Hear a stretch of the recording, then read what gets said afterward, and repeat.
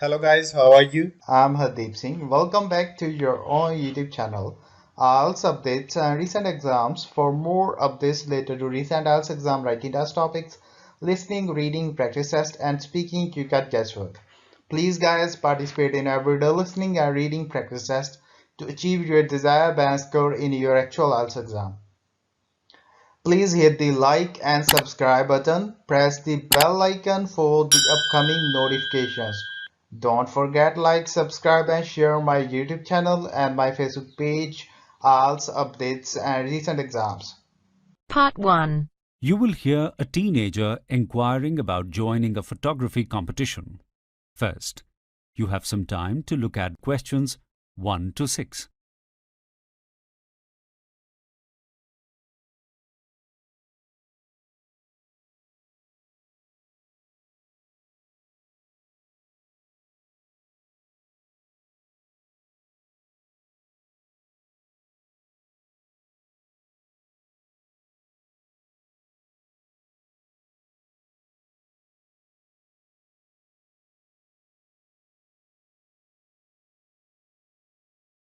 Good morning. This is Photo Club magazine. How can I help you? I'm calling about the photography competition. I was wondering if entries have closed yet. No, not yet. Closing date for entries is March the 5th. So you have a few weeks yet. Great, I'd really like to enter. Do you have any other questions about the competition? Well, I hear it's for young photographers under the age of 21. Is that correct? Not quite. There are two parts of the competition. The junior section is for people under 21, and the adult section is for people aged 21 and up. How old are you? I'm 19, so I'd qualify for the junior photographers section. I couldn't find where on your website I can submit my photograph. It does mention the competition, but it only seems to have a postal address. That's because it is an analog competition. We have held the competition for the last 50 years, and when digital cameras came on the scene, they were never included in the competition. We accept photographs that are taken on 35mm film or larger. They also have to be developed by the photographer in a darkroom. The competition is not just judging the photography, but also the photographer's competence in developing the photo. But what if you want to submit a colour photo? That would have to be sent to a lab, wouldn't it? Not many people have the capability of developing colour photos at home. The competition is only for black and white images. They can be of any size, but the minimum is 10 by 8 inches, which is about 25 by 20 centimeters. That's a bit smaller than an A4 size piece of paper, and it's a traditional size for photographic paper. So, how do I submit the photo?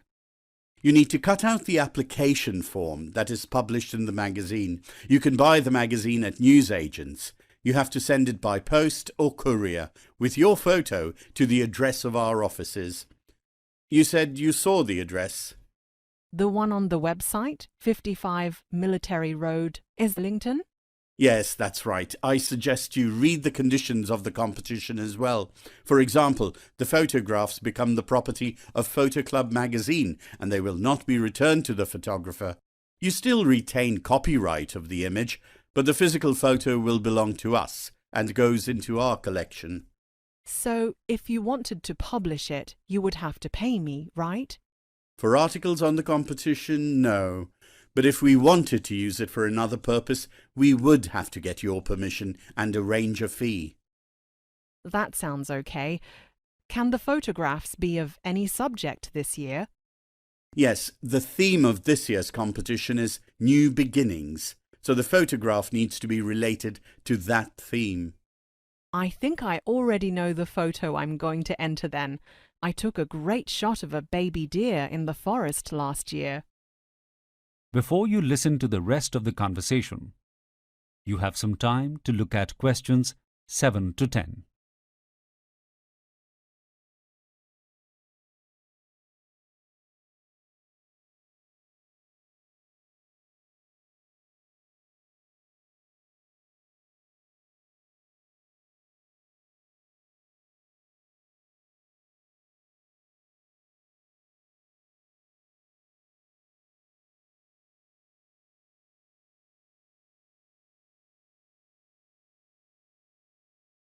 Is there a prize for the competition? Yes, the prize is provided by the company Jackson Film. It is £500 for the junior section and £1,000 for the adult section. Who judges the competition? Well, the 20 best photographs in each section are selected by Danny Montgomery, the famous landscape photographer. All the shortlisted images are published in our May issue. The readers of the magazines are the ones who decide the final 2 winners. Do they vote through the post too? No, the voting is done online. Readers go onto the website and select the name of the photographer whose work they like best. We get thousands of votes every year. Who was the junior photographer winner last year? The prize went to a 16-year-old photographer from Japan. I can't remember her name offhand, but she submitted a photograph of her mother reading. It was quite beautiful. Oh yes, I think I saw that on the website. Does it cost anything to enter? For most photographic competitions, it costs about £10. We don't charge people to enter the competition, so it's free, but you can only submit one photograph. You have to decide which one you think is best. Thank you very much for the information. Goodbye. That is the end of part 1. You now have half a minute to check your answers.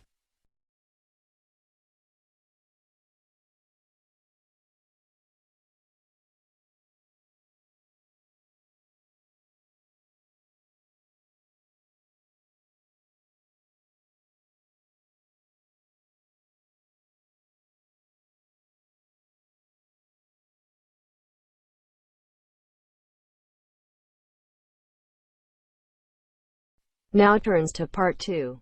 You will hear a man talking at a graffiti cleanup day. First, you have some time to look at questions 11 to 17.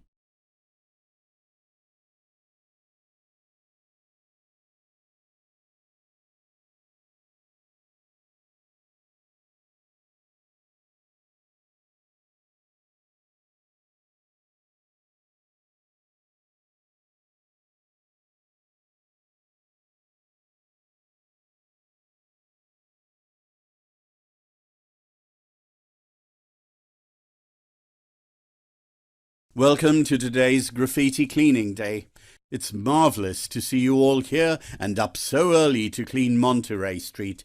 We have decided to tackle the city's graffiti problem street by street every weekend. So we are starting with Monterey Street today, as it is the main street of this town and the one that people see the most.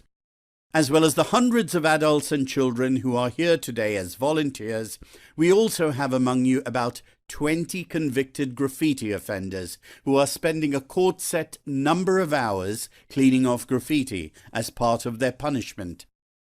We are not going to point out who these people are, but we do hope that when they experience the amount of labour it takes to remove this vandalism, they may think twice about doing it again. I also hope that you are inspired by the hundreds of other citizens here who are tired of seeing graffiti on their streets and are willing to spend their free time doing something about it. I see many of you are wearing protective clothing and gloves. Those who do not have these can get them when they are at the registration desk. These have been provided by the local council with the help of Marksons, who are manufacturers of uniforms who have kindly donated gloves and protective smocks to this cause. Make sure you remember to return them at the end of the day so they can be cleaned and reused next week. We hope to work all day during the hours of daylight, though you do not have to give us the whole day if you are not able to. Everyone is welcome to spend as much time as they can helping us here today, with the exception of the people who are here by command of the court. These people will need to log in the number of hours worked today and are not permitted to leave early unless they have written permission from their parole officer. We will be breaking up into work groups of 20 people, and each group will be managed by a technical leader. You are required to follow your technical leader's instructions to the letter. Some groups will be doing wall washing, others will follow with painting. There are a couple of groups that will be working on other surfaces such as metal and glass, which require special cleaning equipment and face masks. Families with younger children will be assigned to the washing groups. Individuals and families with older teenagers will be on painting duty. We ask that no one is to climb ladders today. This is the job of group technical leaders and council staff who are covered by insurance in case they fall. If we have any accidents today, we have first aid on standby next to the registration desk. If anything occurs, tell your supervisor immediately and they will make sure you get the appropriate care. Before you hear the rest of the conversation, you have some time to look at questions 18 to 20.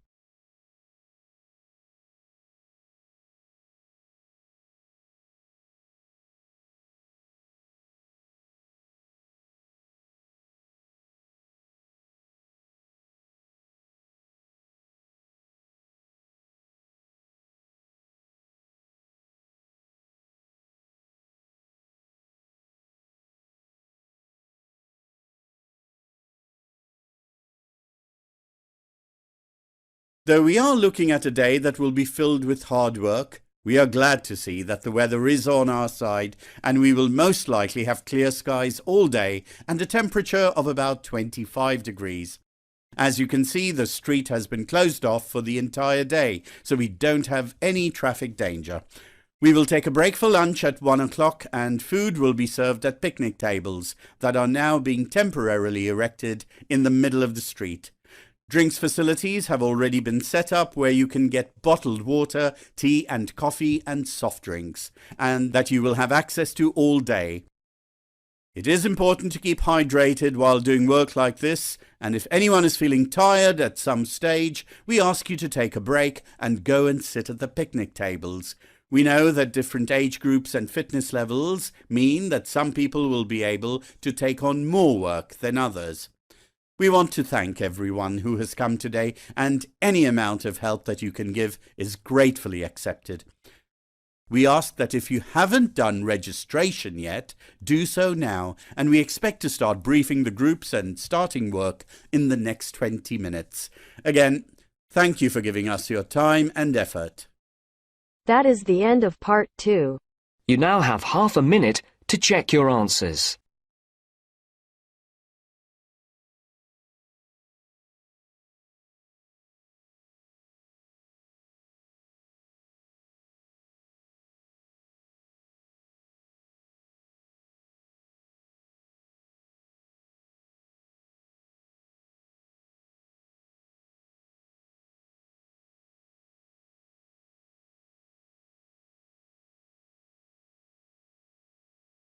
Now turns to part 3.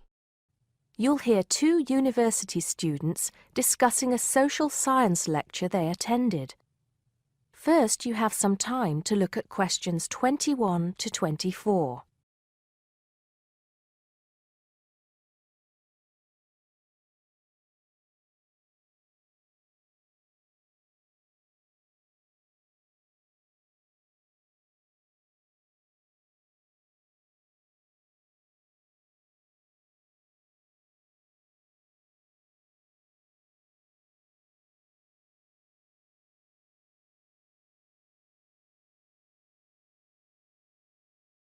Did you go to the first social science lecture yesterday? Yeah. Didn't you see me there? No. I was trying so hard to understand the lecturer. What didn't you understand? A lot of it, really. For example, he said we needed to study history as part of the course, but I didn't get why. You probably missed it. He said early on that we need to learn from our past mistakes. Right. But he also said we need to put ourselves in the place of our ancestors. Why is that? I think the point is that it's not enough to know how they lived and what they did. We need to know what they thought. I see.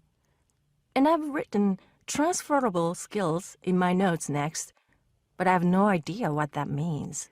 If you study social science, you learn skills that you can use in a job. Oh, right. Is that all? Okay, but why is that? The point he made was that in studying social science, you use a flexible and adaptable approach to learning. Before you hear the rest of the conversation, you have some time to look at questions 25 to 30.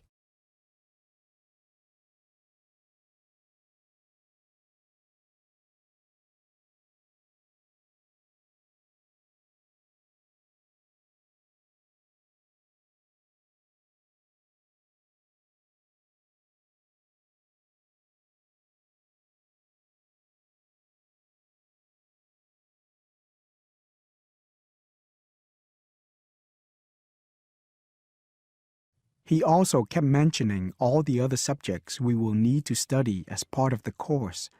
I didn't write them all down, did you? Some of them. I think I can make sense of my notes. The first one was anthropology, which he said would cover prehistory and archaeology as well. Okay. Then there's economics. I wrote down that this was not meant to mean that we will spend all our time looking at economic theory, but more that we need to see how humans behave. That's good. I don't think I could handle economic theory. He said something about education too, didn't he? Yeah.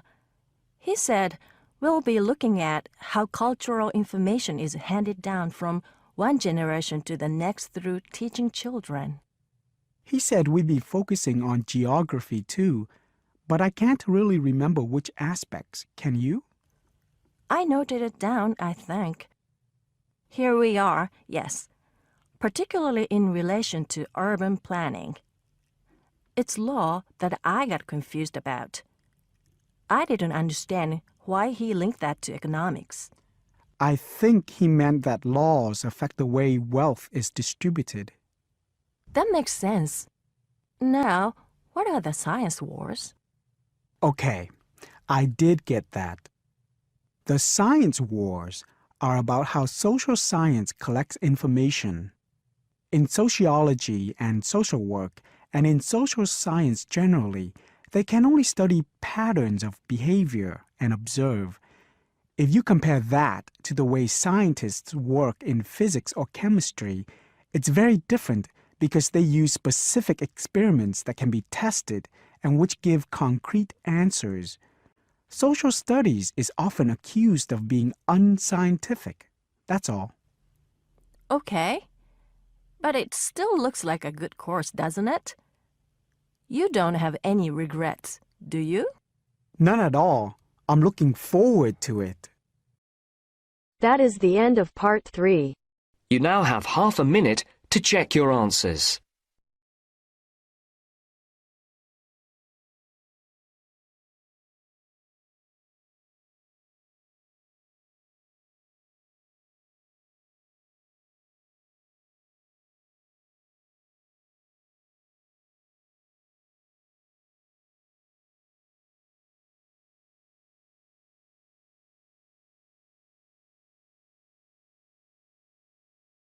Now turns to part 4. You'll hear a lecturer talking to students about America in the 1960s. First, you have some time to look at questions 31 to 37.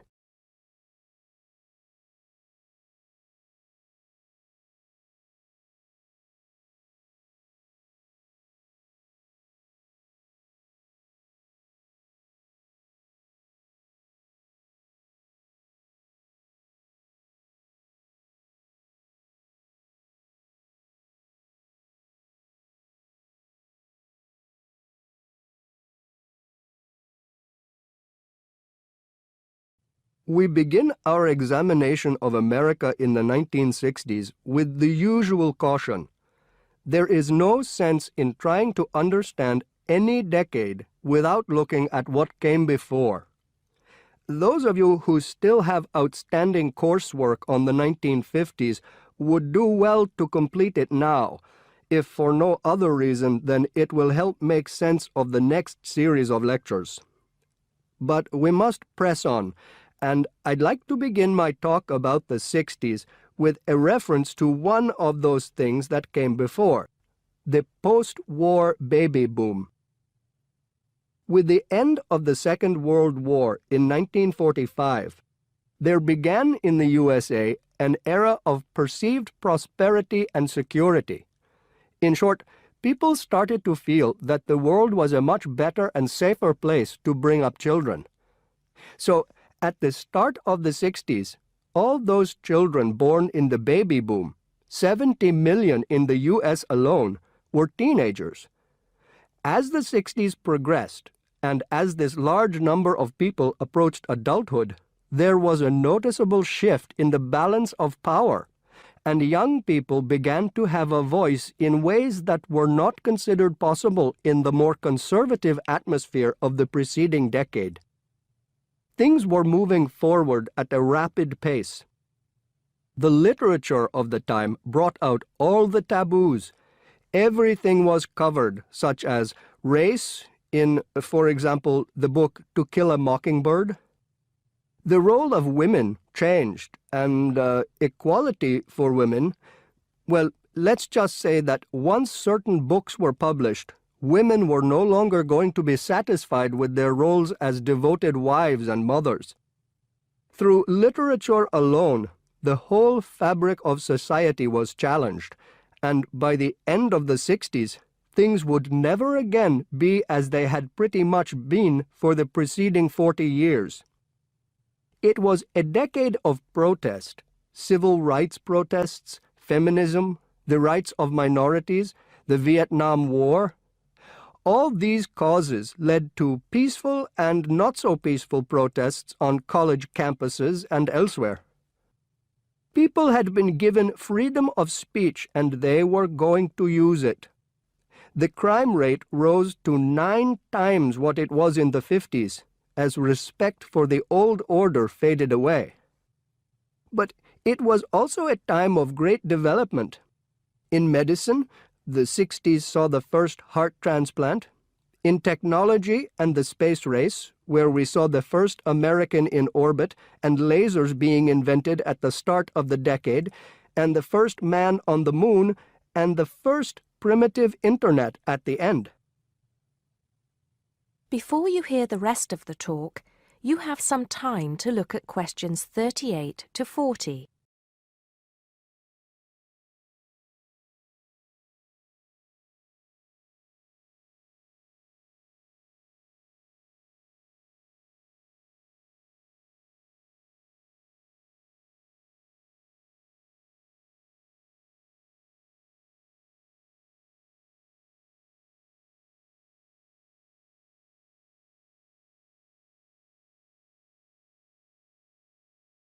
None of this, good or bad, might have happened if things in 1962 had gone slightly differently.